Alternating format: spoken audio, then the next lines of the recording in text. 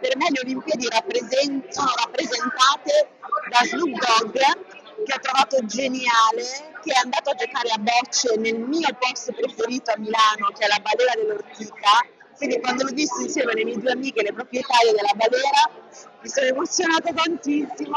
Lui che gira per Gallarate con la torcia in mano, che si ferma in un fast food, cioè è una roba che per me le Olimpiadi hanno un nome, Snoop Dogg, insomma il Milano divisa, no? Chi bene, chi male, perché Milano è stata chiusa per qualche giorno, non si poteva neanche camminare a piedi, quindi vabbè, capita una volta sola, dai, prendiamocele, dai. Soprattutto divertente vedere come lo straniero si rapporta alla cultura, all'uso italiano, come quella credo americana che non sapesse qual era la funzione del bidet.